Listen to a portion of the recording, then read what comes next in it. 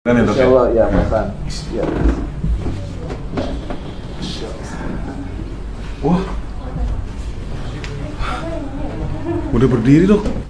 Salam sembuh bersama saya Dr. Jim.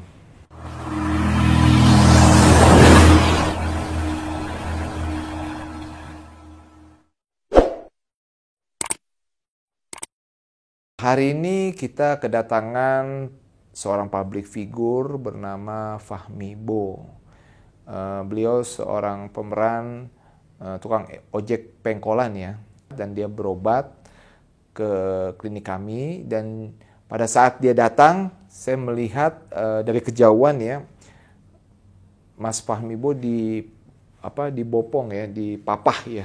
Saya lihat jalannya sulit gitu. Dan tadi beliau datang langsung tiduran, saya cek semuanya, saya tensi tekanan darahnya, dan saya observasi ya dengan bertanya, dan ternyata beliau itu menderita penyakit stroke sebelumnya. Itu 2018 terjadi penyakit stroke, yaitu menyebabkan Bell's palsy, di mana wajah sebelah kanan itu terjadi kelumpuhan, dan tangan dan kaki juga agak sedikit lemah, walaupun tidak lumpuh tapi lemah. Gimana nih? Iya ini kayak biasa saya mau ngecek kaki saya nih, kayaknya kaku ini dok. Kaku ya. Iya ini udah kayak spastik baal ya. gitu deh. Baal ya. Dua-duanya nih. Dua-duanya ya. Oh iya benar ya. iya jadi tuh. Yang berat yang mana Mas Fahmi? Kiri kanan atau? Kanan yang lebih parah itu. Kanan, Yang awalnya sih awalnya kanan. Oh. Kalau kanan terus kiri ini nyusul. Oh, kiri nyusul ya. Kapan? Jadi kayak kaku. Jadi sebenarnya kejadiannya udah lama. Udah lama banget. Terus kan saya tahun 2018 tuh kena stroke-an. Oh, 2018 ya. 2018 tuh kena stroke. Itu pertama kali Kayak kan? Bell's palsy gitu, Bell's palsy. Oh, Bell's palsy ya. Bell's palsy, ya. Nah, akhirnya sembuh, tapi sekarang ini kaki yang mulai kaki ya. kaku. Kaku ya. Sebelah kiri aja nih ya. Sebelah Kiri kanan awal, terus tapi kanan. kiri udah mulai kaku juga nih. Oh, mulai kaku juga ya. Hmm. Oh iya benar. Terus ada rasa pusing nggak Mas? Enggak sih. Nggak ada ya. Tangan yang sebelah kanan oke. Tangan kanan udah kayak gini nih sekarang nih. Sekarang kayak gini aja nih. Oh, iya.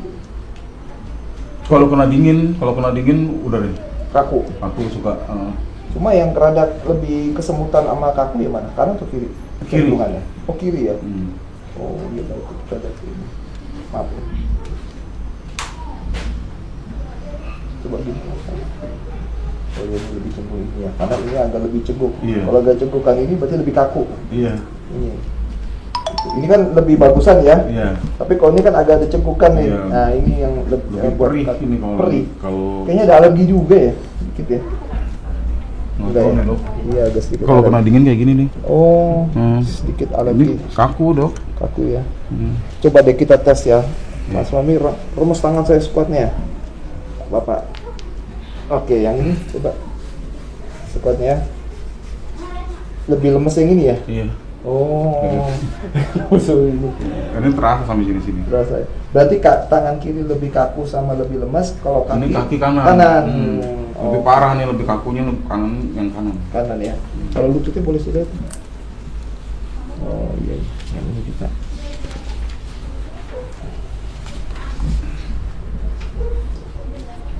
Oh iya, yang kanan yang lebih ini ya. Saya bingung dok, ini apa tersumbat darahnya? Iya, apa gimana? biasanya darahnya lebih mengental. Nggak lancar gitu. Iya. Bisa sembuh nggak dok? Ya insya Allah. Mungkin kalau kita nanti mau kita akupuntur supaya darah ini lancar ke ujung jari ini. Iya. Nah, karena coba lihat lagi sekali lagi.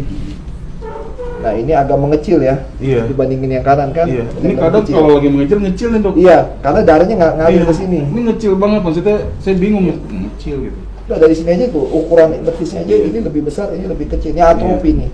Ya insya Allah nanti kita coba akupuntur lebih jadi normal nanti intinya. Apa nggak perlu dibekam gitu nggak? Iya harus juga. akupuntur bekam. Kalau kita kan akupuntur juga sama pengobatan sunnah juga bekam. Mudah-mudahan enteng nih. Iya insya Allah. Bisa nggak kaku lagi. Iya sama ini juga nih kayaknya harus diakupuntur dikit. Ya jadi ini kan kalau misalnya osteoartritis atau radang sendi biasanya ini agak mengecil. Ini kan makanya agak bengkok kan, coba digini deh. Tuh udah tuh. Ini agak lebih ada cegukan kan? Iya. Kalau ini nggak kan, nggak pernah merhatiin ya? Iya, nggak merhatiin saya. Jadi di sini buku-buku tangan di ujung. Gini. Nah, lihat kan, ini kan agak lebih rata. Kalau ini agak ceguk, mencekung ya, maaf ya, cekung kan? Betul nggak? Nah, kenapa dia mencekung? Berarti darah itu flow-nya ketahan di sini. Ke sini malah berkurang. Apa yang terjadi? Akhirnya darah tidak mengalir ke sini, kekuatannya berkurang. Makanya tadi cengkraman, pas saya tes cengkraman, ini lebih lemah daripada yang ini. Dan kadang-kala kalau darah ngalir ke sini, akan seperti kesemutan, gitu. Apalagi kalau kondisi dingin kali ya, Pak. Wah, dingin udah. Sedap tuh. Kaki sama tangan tuh Udah kayak pedes. pedas, betul. Iya, pedes. Karena pedas itu tandanya reaksi saraf.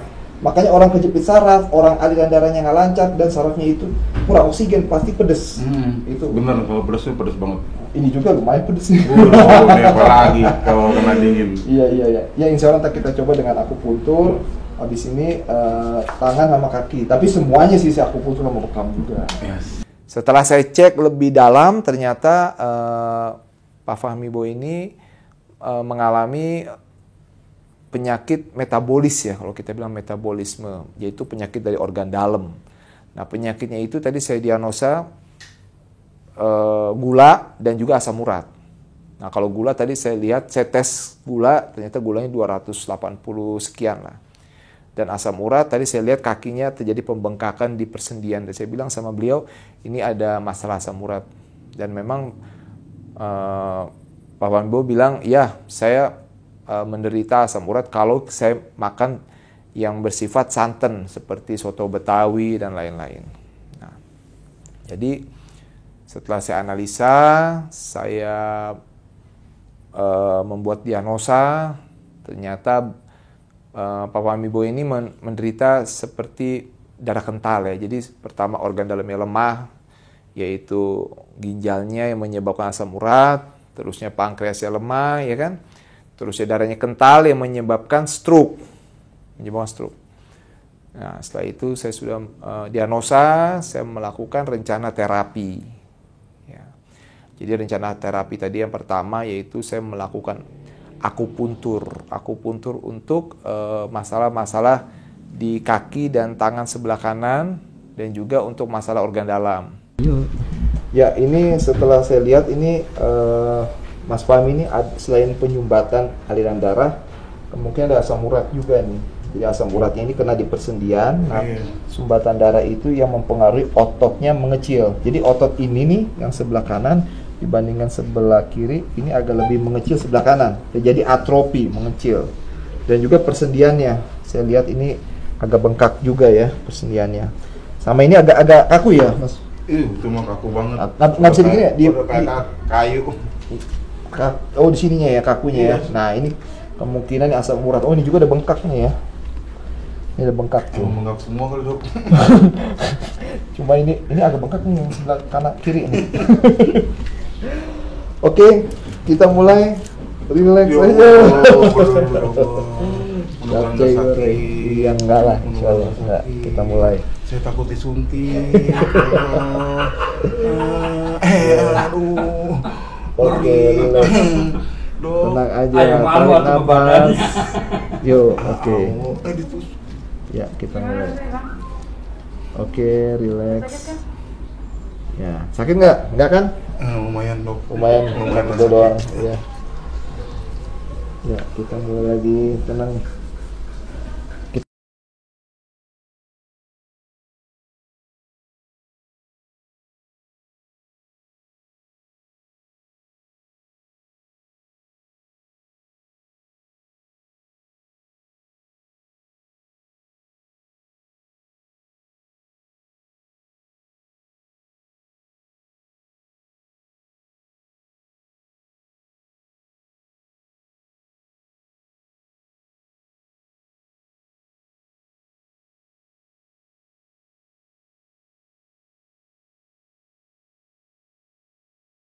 Maaf ya. Sakit ya? Iya, dikit tarik napas ya. 1, 2, 3 tarik napas.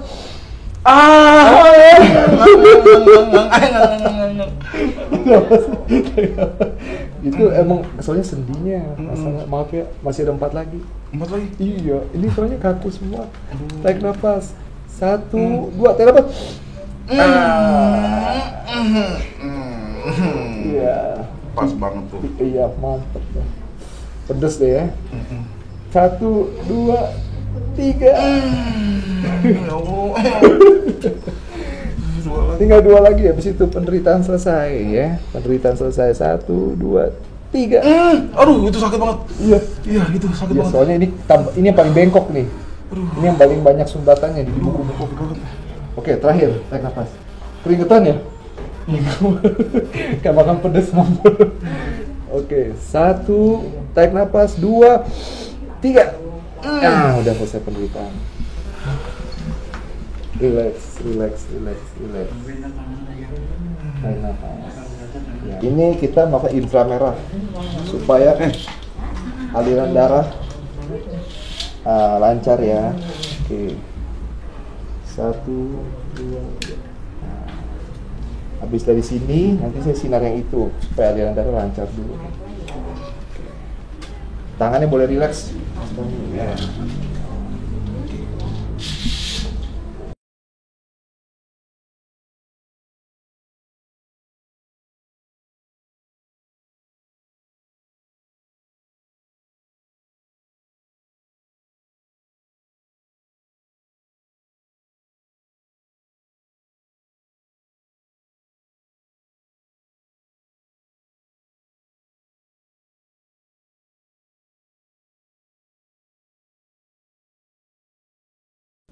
Setelah saya akupuntur, saya melakukan bekam. Ya, jadi kalau kita kan bekamnya bersifat kering ya. Jadi kita memakai teknik bekam Korea, yaitu Daikun Buhang. Jadi bekam dengan inframerah. Setelah itu kita melakukan terapi dengan pemanasan dan juga totok ya tadi, jangan nggak lupa aja totok ya. Dan juga pemanasan dengan terapi warna. Jadi totok dengan terapi warna tadi untuk apa? Melancarkan sirkulasi. Nah, tadi kan saya totok di tangan sebelah kiri. Karena kan kiri katanya susah mengepal ya. Dan ternyata saya lihat di buku-buku jari tangannya itu mengecil, terjadi sumbatan. Dan juga dia memang punya riwayat jantung. Nah, saya tanya, apakah punya riwayat dari keluarga penyakit jantung? Iya. Bapaknya ternyata almarhum menderita penyakit jantung dari bapaknya, Pak Fahmi Bo. Jadi intinya adalah tadi saya lihat tangan sebelah kirinya juga dia kaku. Itu dari efek pertama dia juga ada masalah di jantung dan juga masalah di sumbatan. Makanya tadi saya melakukan tindakan terapi dengan warna hijau. Setelah melakukan warna hijau, saya melakukan juga di leher. Karena leher itu kan tempat pembuluh darah ke otak. Kalau kesumbat kan biasanya di leher kan. Tadi saya pakai warna biru juga. Dan yang terakhir dengan terapi warna, saya melakukan warna pink di kepalanya untuk membuka sumbatan-sumbatan pembuluh darah di sel-sel otaknya itu. Nah, tadi itulah urutan daripada terapi warna yang saya lakukan. Dan tadi saya khusus terapi di kaki sebelah kanan karena Pak Fahmi Bo bilang kaki kanan saya ini sepertinya kaku, lemah, ya kan, berat. Jadi saya lebih fokus di kaki kanan. Nah, setelah saya menterapi di kaki kanan, terutama di ujung-ujung jari, saya bertanya sama Pak Fahmi Bo, apakah ini terasa? Dan beliau bilang tidak terasa. Nah, saya bilang, Pak Fahmi Bo, ini adalah reaksi neuropati. Sekali lagi neuropati karena dari gula. Jadi terjadi manifestasi parastesis. Parastesis itu apa? Yaitu rasa kebas. Jadi saya terapi tadi nggak berasa. Akhirnya dengan rasa kebas itu, dengan kita lakukan apapun dia tidak ada rasa, tidak ada sensorik saraf. Saraf itu kan ada dua, ada motoris, ada sensorik. Sensoriknya tidak aktif. Nah, dalam pengobatan Tibet, bila di ujung jari itu aliran darah atau gula itu terlalu banyak, tidak masuk ke dalam jaringan itu yang menjadi kebas, kita lakukan namanya Neji Qigong ya. Jadi Neji Qigong itu kayak terapi energi tetapi dengan seperti osteopati, jadi memanipulasi tulang gitu. Saya tadi memanipulasi tulang dengan memutar ke kanan, memutar ke kiri, tarik juga. Supaya apa? Supaya darah itu yang stuck tidak sampai ke ujung jari dan telapak, dia ngalir. Jadi ibaratnya kita membuka sumbatan-sumbatan di pembuluh darah dan juga di aliran-aliran meridian. Kalau orang Cina kan aliran meridian itu aliran energi yang saya buka tadi. Pada saat saya buka memang berat badannya lumayan 180-an lah kurang lebih ya, lumayan juga sih. Dan setelah itu ya alhamdulillah darahnya sudah mulai mengalir. Nah pada saat saya totok sudah mulai terasa. Karena kalau darah tidak mengalir ke telapak dan ujung jari sampai kapanpun tidak berasa. Itu efek daripada gula. Tadi makanya setelah saya tusuk nggak berasa, saya lakukan tindakan Neji Qigong kayak seperti manipulasi tulang dan sendi di kaki sebelah kanan. Dan setelah dia udah mengalir, baru dia mulai terasa. Buat 3 yuk. Oke, Mas Fahmi, sekarang udah selesai. Habis jaku puntu, dikop dan segala macam. Nah, sekarang kita tes jalan nih. Ibaratnya kayak mobil test drive. Sudah lebih kan Endrin nih ceritanya, bagus atau enggak gitu ya. Iya, mudah-mudahan ya dok. Insya Allah, ya Pak. Ya. Wah, udah berdiri dok. Wah, udah bisa diri. Enteng nggak Mas? Enteng. Lebih enteng ya? Banding tadi. Kan berangkat di papa ya? Iya. Tadi di papa ya? Boleh dijelasin tadi berangkat? Pokoknya mudah-mudahan insya Allah dengan pengobatan di sini gue bisa normal lagi, bisa sembuh lagi, dan gue bisa terus kerja. Tadi kan gue datang ke sini, gue agak sakit kan kaki gue, karena terus gue juga agak dipapah gitu kan sama temen gue. Nah sekarang gue udah bisa jalan nih, udah nggak sakit gitu, udah enteng, badan juga terasa enak, kaki juga kayaknya enteng gitu kan. Tuh, udah bisa. Iya. Dok, mantap. Sini dokter. Tadi sudah sama dokter Jem udah diberikan beberapa macam terapi dan alhamdulillah ada perubahan yang bagus, badan udah enteng, terus kaki juga udah mulai lemes yang tadinya saya jalan di papa, sekarang udah bisa jalan sendiri. Ya mudah-mudahan dengan berobat terus kemari bisa sembuh total. Baik. Dokter mungkin ada mau disampaikan ke Bang Fahmi nih dengan kondisinya seperti ini. Ya, yang penting sih untuk Mas Fahmi, pertama ya kita harus jaga makan ya, mudah-mudahan insya Allah pelan-pelan mengurangi berat badan dan juga aktivitas olahraga mungkin jalan minimal 100 langkah sih ke depan, sama berjemur deh, itu yang paling utama. Nah setelah itu saya memberikan obat herbal dan juga saran-saran kepada Pak Fahmi Bo. Pertama saran saya yang utama adalah jangan diam ya, harus berolahraga minimal melangkah 100 langkah dan juga jemur sinar matahari jam 9 sampai setengah 10. Nah, dan juga saya memberikan herbal kan tadi, herbal itu saya bagi 3, ada herbal untuk diabetes, herbal untuk yang diabetes itu biasanya dari herbal yang pahit-pahitan ya, seperti contohnya brotowali ya kan. Dan kedua, karena saya nggak mau kasih sambiloto dan ciplukan. Kenapa? Karena kalau pahitnya dari daun warna hijau itu akan menyebabkan asam urat naik. Jadi saya ambil dari batang. Nah kalau batang kan paling bagus brotowali. Nah setelah itu saya kasih obat herbal untuk asam urat sidaguri. Sidaguri kan untuk membuang asam urat melalui urin atau air seni ya, dari ginjal itu.